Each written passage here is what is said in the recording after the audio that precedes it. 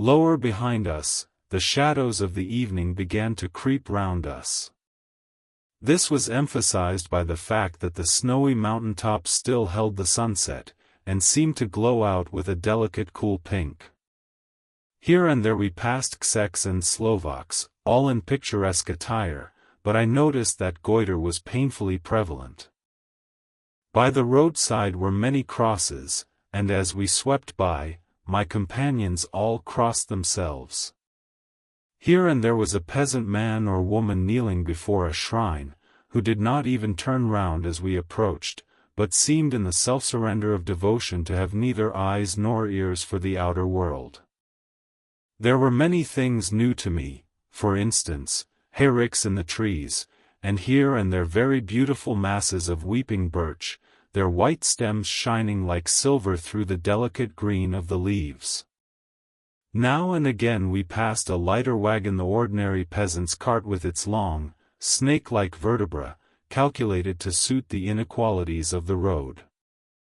On this were sure to be seated quite a group of homecoming peasants, the Czechs with their white, and the Slovaks with their colored, sheepskins, the latter carrying lance-fashion their long staves, with axe at end. As the evening fell it began to get very cold, and the growing twilight seemed to merge into one dark mistiness, the gloom of the trees, oak, beech, and pine, though in the valleys which ran deep between the spurs of the hills, as we ascended through the pass, the dark firs stood out here and there against the background of late-lying snow. Sometimes, as the road was cut through the pine woods that seemed in the darkness to be closing down upon us, great masses of grayness, which here and there bestrewed the trees, produced a peculiarly weird and solemn effect, which carried on the thoughts and grim fancies engendered earlier in the evening, when the falling sunset threw into strange relief the ghost-like clouds which amongst the Carpathians seemed to wind ceaselessly through the valleys. Sometimes the hills were so steep that, despite our driver's haste, the horses could only go slowly. I wished to get down and walk up them, as we do at home, but the driver would not hear of it. "No, no," he said, "you must not walk here, the dogs are too fierce," and then he added, with what he evidently meant for grim pleasantry, for he looked round to catch the approving smile of the rest, "and you may have enough of such matters before you go to sleep." The only stop he would make was a moment's pause to light his lamps. When it grew dark there seemed to be some excitement amongst the passengers, and they kept speaking to him, one after the other, as though urging him to further speed. He lashed the horses unmercifully with his long whip, and with wild cries of encouragement urged them on to further exertions. Then through the darkness I could see a sort of patch of grey light ahead of us, as though there were a cleft in the hills. The excitement of the passengers grew greater, the crazy coach rocked on its great leather springs, and swayed like a boat tossed on a stormy sea. I had to hold on. The road grew more level, and we appeared to fly along. Then the mountains seemed to come nearer to us on each side and to frown down upon us. We were entering on the Borgo Pass. One by one several of the passengers offered me gifts, which they pressed upon me with an earnestness which would take no denial. These were certainly of an odd and varied kind, but each was given in simple good faith, with a kindly word, and a blessing, and that strange mixture of fear-meaning movements which I had seen outside the hotel at Bistritz, the sign of the cross and the guard against the evil eye. Then, as we flew along, the driver leaned forward, and on each side the passengers, craning over the edge of the coach, peered eagerly into the darkness. It was evident that something very exciting was either happening or expected, but though I asked each passenger, no one would give me the slightest explanation. This state of excitement kept on for some little time, and at last we saw before us the pass opening out on the eastern side.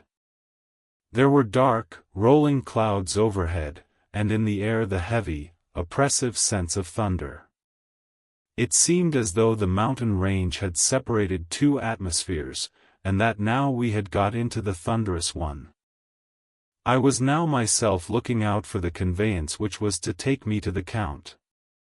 Each moment I expected to see the glare of lamps through the blackness, but all was dark.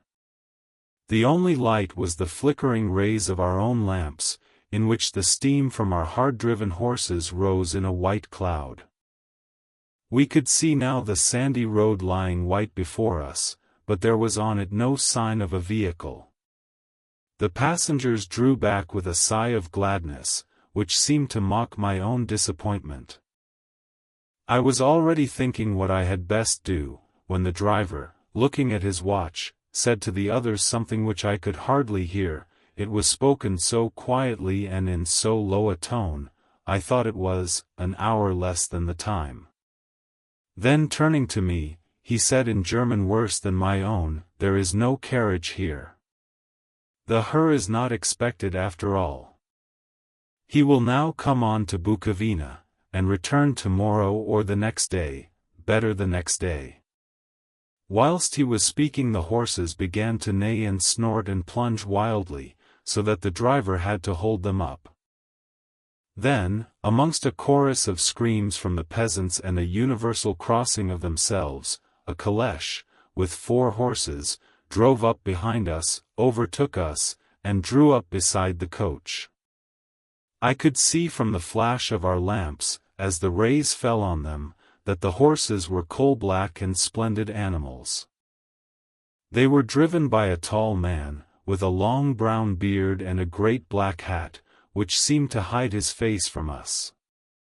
I could only see the gleam of a pair of very bright eyes, which seemed red in the lamplight, as he turned to us.